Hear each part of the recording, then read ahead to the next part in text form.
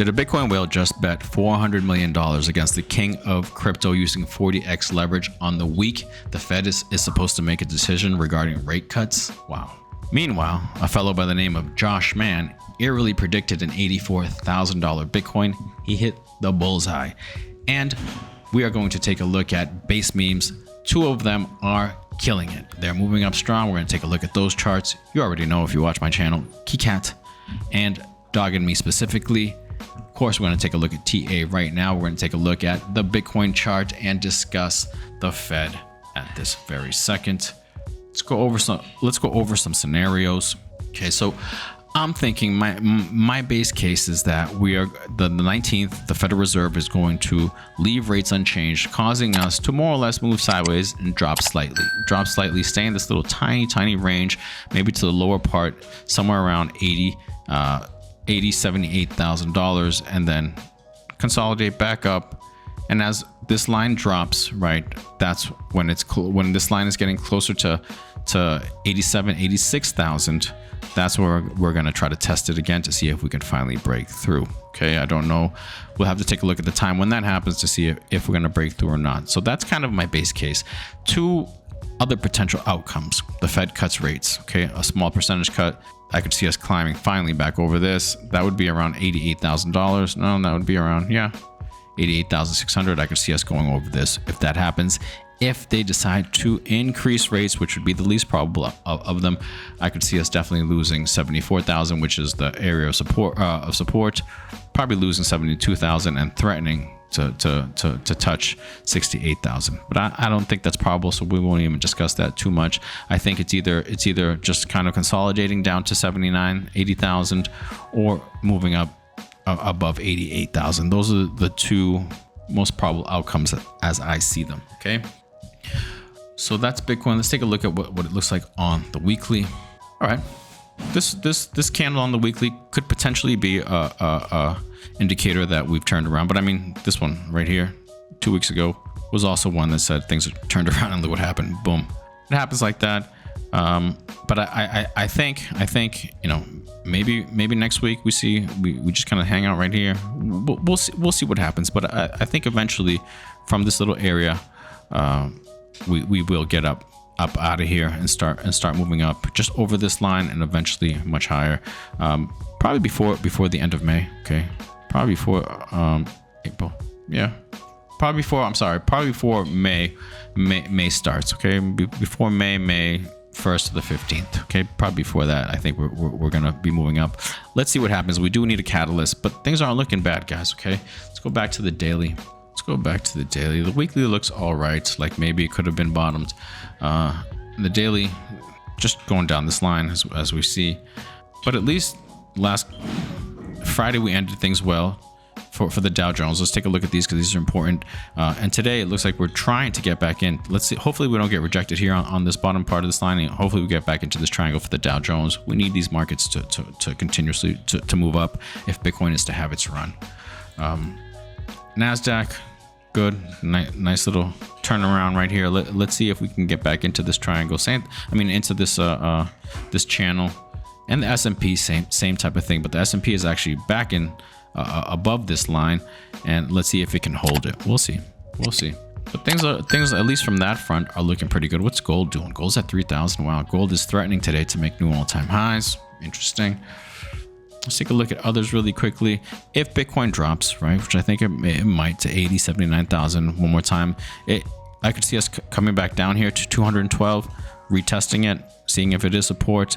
That would be the time to buy, guys. Okay, that would be the time to buy. What would we be looking at? We'd be looking at these. All right, Megals, Toshi, Keycat, Doginme. Right. I mean, Ski Mask, I think, is also a good project, and I think it's very undervalued right now. Benji is also another one, both on base. It's at the lower part. If you can see that, right? It's at the lower part here. So eventually, I think it'll probably come up here, right? So we could see it's at a really good buy area. Megals, I think, is too. Okay. Let's take a look at this chart. Similar to Bitcoin going down a descending line. Okay, let's see what happens here, how long it goes down this line before moving up. Right, it's looking for a catalyst too, I think. Toshi, I would be buying here. Okay, if it drops back down here, I would be really buying here. 3040 right now. Down here, it would be at 3030.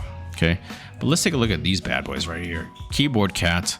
It's playing with this triangle, the bottom part, 0051. Right now it's at 0047, rejecting. But if it can break through, it would have to break through this, and then would have to break through the top of this little triangle, 0055, and try to have bodies up here. Once that happens, then I think that means it broke this downtrend, right?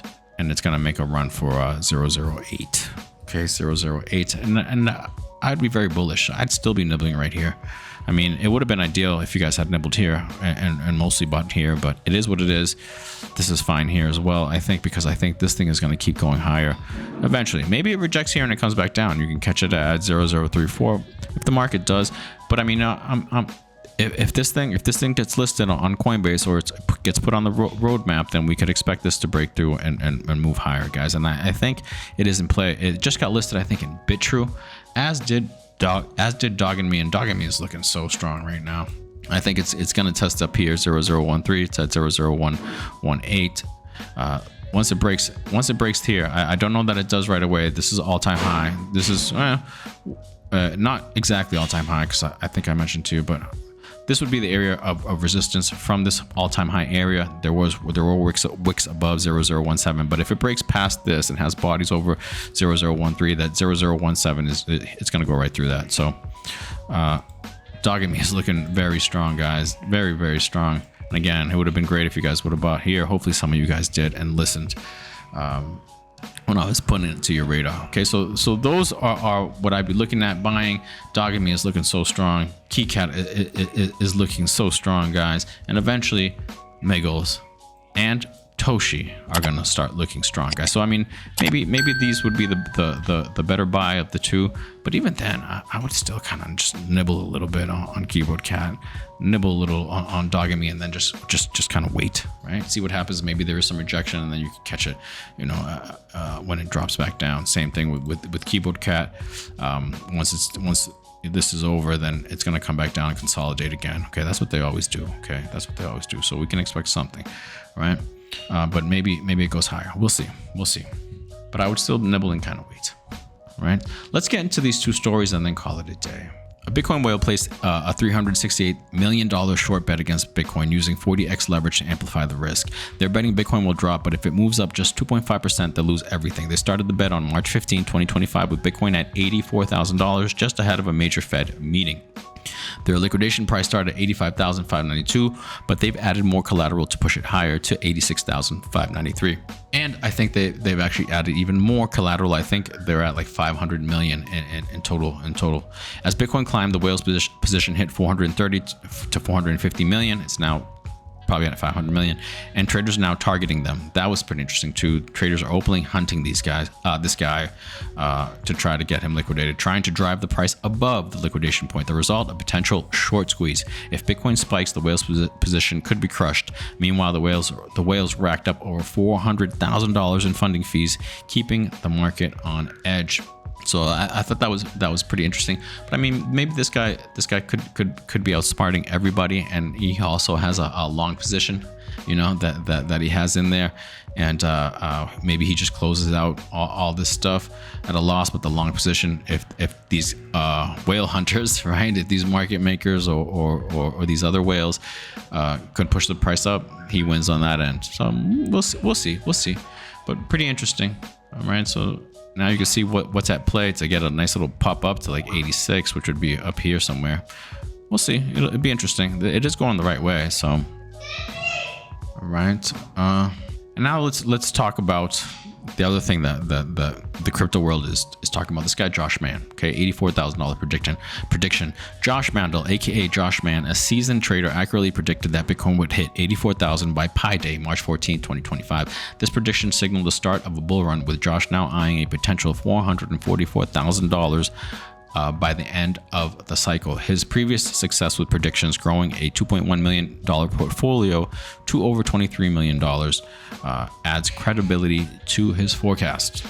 As of March 17th, Bitcoin still hovering around 84,000, confirming Josh's prediction, and the drama around the whale short bet could be tied to his next forecast. Bitcoin's future is looking volatile, and Josh's next move could take the price even higher. And since he made that, well, since word got around that he got the prediction right, because he made the prediction in November of last year, he's gotten like 50,000 new followers. But the guy's legit. I mean, he was a Solomon Brothers trader. Okay, so I mean, Wall Street pedigree in the 90s. I mean, the guy is legit. He knows what he's doing. As far as, I think he trades options. Okay, but man, those guys can be cuckoo, and not in a bad way. Not in a bad way whatsoever. But you wouldn't expect them to be like these uptight peoples that some people think Wall Street would be. These guys can be crazy, right? Anyways, as of March 17th, Bitcoin still hovering around 84,000, confirming Josh's prediction, and the drama around the whale short bet could be tied to his next forecast. And another reason why I think this guy, should be listened to a little bit, because other than the fact that he knows what he's talking about, and obviously he's done well. He funded a $2.1 million portfolio, right? That he's now at $23 million. So I mean, hey. But yeah, I understand money doesn't make you smart, but this guy made his money, in a tough environment. Wall Street in the 90s, okay, Solomon Brothers in the bond market, on the trading desk or the sales desk, whatever. You got to be pretty sharp and again, you got to be a little crazy to be able to handle all that stuff. And obviously, with the money that he has in just that portfolio, obviously he did well. So there is that. Okay. So Bitcoin's future is looking volatile, like always. The whale's massive short bet and Josh's bull call paint a picture of the wild volatility in the market. The whale is betting against Bitcoin's rise, while Josh's prediction sees 84,000 as a springboard for much higher levels.